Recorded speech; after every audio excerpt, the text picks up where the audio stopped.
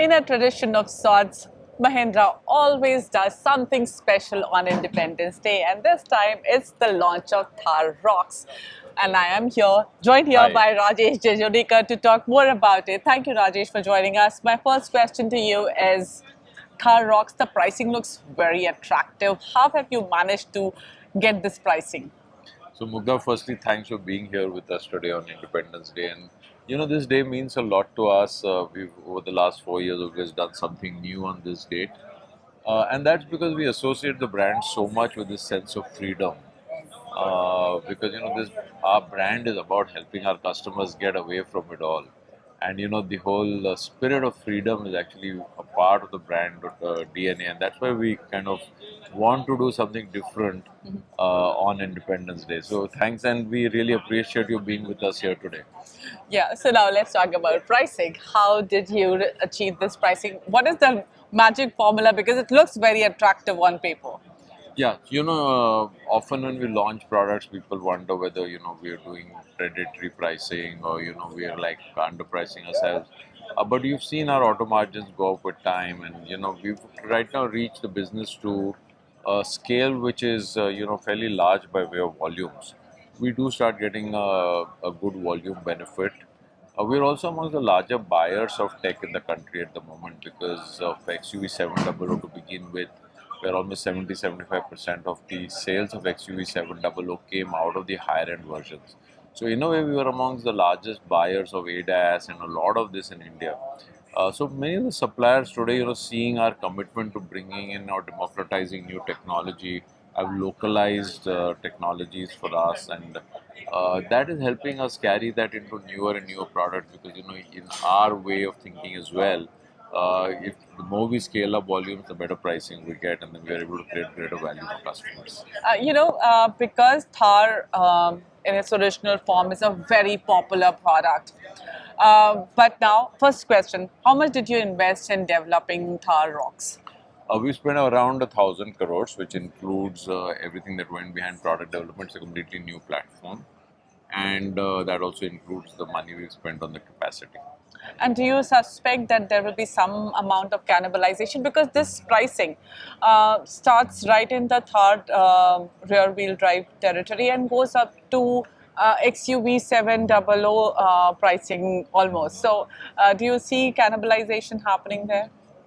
We would see cannibalization with the Thar three-door. We would be happy for customers to make the choices. From our standpoint, the one thing that we've kept in mind while doing the separation between these two subsegments is not offering the 1.5-liter diesel on this Thar Rocks.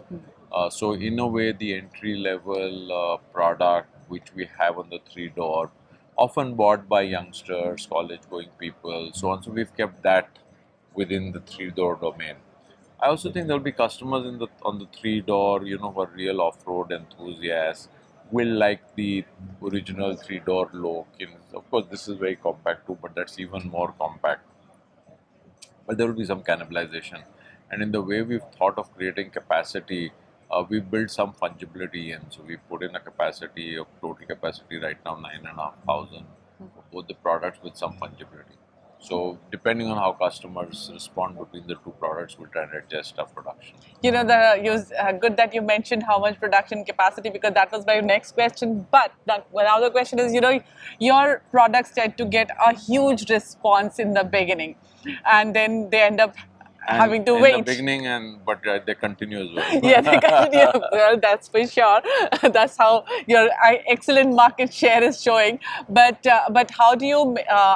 What's your plan on making sure that there's not too much of waiting period? Yeah, this is we don't like the idea of waiting period anymore. This was something which was unavoidable in the past because there were shortages and so on. But it's your customers don't like to wait today. Yeah. There was a time when there were shortages across the board when customers were okay with waiting. But in today's times, customers don't like to wait. So, in a way, when we launch this, of course, we'll wait for customers to see the response. We test drive start on the I think 7th of September, and then Sorry, 14th September. 14th of Yeah. September, and then we open bookings around In the 3rd of October. October, and then yeah. So we'll wait and see the responses. More customers get to the product. Hopefully, there'll be a lot of excitement. Initial excitement has been super over the last 2 days, and phones at our dealerships are buzzing with excitement. Yeah. It's too early to say what the waiting period will be. Let's see how customers respond at the end of this. You know, you have built capacity over the last few years, but right now your capacity is around 49,000 per month. Now, and I believe all of it is being consumed right now. No, we're not consuming all of it because we did want to create some capacity, which I mean, you have to keep some capacity for upsides. So over the last few months, we've been selling in the region of 40 to 41, 42,000. So we're not consuming all the 49,000 that we've created, which is in line with our plan. Like we've said, this year we want to grow at mid to high teens, which is going to be much higher than the industry rate of growth. Yeah. The industry is not in a very high growth momentum, even though we are expecting to grow at mid to high teens. So hopefully, when the industry picks up and our market share is high, we'll get to higher numbers. But at this point of time, mid to high teens is our outlook for this year. Okay, and then what about margins? Because we have seen margin expansion too in the last few years. I believe you were saying in your June results that around 100 basis point is what you have seen an increase in margins. But now with new technologies that you need to invest in, do you think going forward there will be, and this year is going to be a little bit of a challenge, everybody is saying so, though it's going to be good for you, but do you see any impact on margins? Unfortunately, Mugdha, we can't comment on margins as a guidance. Okay. But we do everything to try to maintain the right trade-off between good sweet spot pricing for customers so that our products continue to be in good demand with customers. Try and manage our costs in a way that we can deliver good margins. So we do this continuous trade-off between creating capacity, managing the right price point, managing costs in a way that we can deliver the right mix of margin and volume. Right. So we do want volume growth and momentum, and we will try and deliver decent margins as well. But there are also investment pressures because you are already investing in EV. We have seen BE05 on the roads now. So how are you managing that, and does that put pressure on your margins? Investment doesn't put pressure on margin because that's a balance sheet Yeah, till but, it's capitalized, and yeah. when the product comes out, if it does well, then it comes into the depreciation line item. Yeah. But till then, it's a cash outflow. I think the success that we've had with our current products, hopefully we'll maintain that as we go forward, and that will help us get a good return. So our ROCs have been very strong over the last few years, and that's a reflection that money is being well spent and giving good returns to our shareholders. And what's your outlook, and by when do you think you will finally enter the electric vehicle market?